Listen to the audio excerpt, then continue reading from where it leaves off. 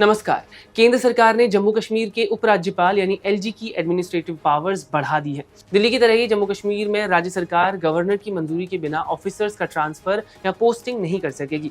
जम्मू कश्मीर में इस साल सितंबर तक विधानसभा चुनाव होने वाले हैं। आपको बता दें कि राज्य में साल 2019 में जब से आर्टिकल 370 को एब्रोगेट किया गया है, तब से लेकर आज तक चुनाव नहीं हुए थे और अब फाइनली सुप्रीम कोर्ट ने सरकार को आदेश दिया था कि इस साल सितंबर तक राज्य में सरकार चुनाव करा दे।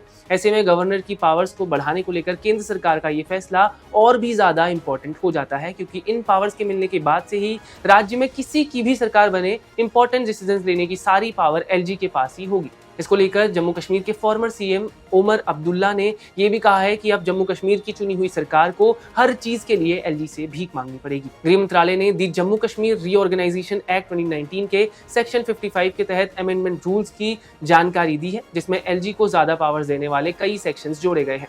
इस अमेंडमेंट के बाद गवर्नर को अब police, law and order, all India services यानी आईएएस और आईपीएस से जुड़े सभी मामलों में ज्यादा राइट्स होंगे। आइए पहले जानते हैं कि क्या क्या अमेंडमेंट्स किए गए हैं और क्या क्या पॉइंट्स उन अमेंडमेंट्स में जोड़े गए हैं। इसमें दरअसल 2 पॉइंट्स को जोड़ा गया है। पहला 42A, इसके तहत कोई भी प्रस्ताव जिसके लिए अधिनियम के तहत पुलिस, सार्वजनिक व्यवस्था, ऑल इंडिया सर्विसेज और एंटी करप्शन ब्यूरो के संबंध में फाइनेंस डिपार्टमेंट के प्रायर कंसेंट जरूरी होगा और तब तक एक्सेप्ट या फिर रिजेक्ट नहीं किया जाएगा जब तक इसे चीफ सेक्रेटरी के थ्रू गवर्नर के सामने नहीं रखा जाता।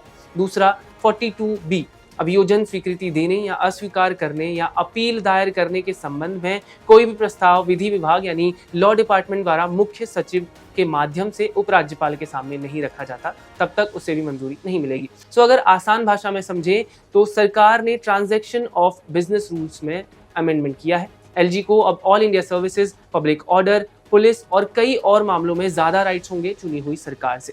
एडवोकेट जनरल्स और बाकी लॉ ऑफिसर्स के अपॉइंटमेंट के लिए भी परमिशन लेनी होगी चीफ सेक्रेटरी के थ्रू एलजी के पास जाकर।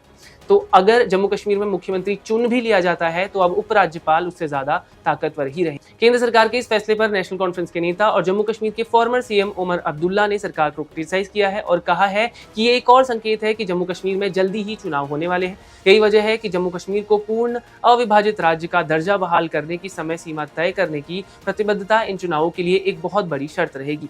जनता एक शक्तिहीन रबर स्टैंप मुख्यमंत्री से बेहतर हकदार है, जिसे अपने चपरासी की नियुक्ति के लिए भी एलजी से भीख मांगनी पड़ेगी।